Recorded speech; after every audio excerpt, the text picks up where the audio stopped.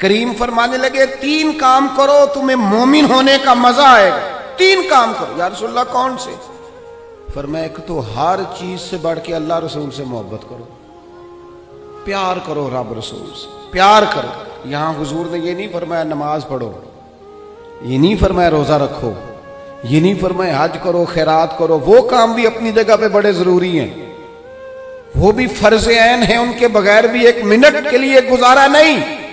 لیکن فرمایا اگر ان چیزوں کا مزہ لینا ہے نا, ادھر دیکھیے میری طرف, اگر ان چیزوں کا مزہ لینا ہے نا کہ نماز مزیدار ہو جائے, روزہ مزیدار ہو جائے, سخاوت مزیدار ہو جائے, حج مزیدار ہو جائے, فرمایا اگر چاہتے ہو مومن ہونے کا مزہ آئے تو ہر چیز سے بڑھ کے اللہ رسول سے محبت کرو.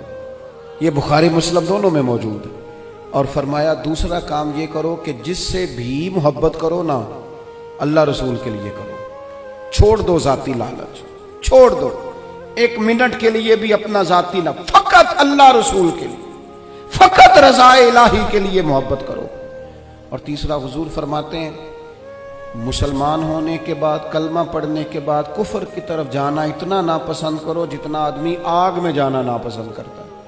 یہ 3 کام کرو تمہیں مومن ہونے کا مزہ آئے.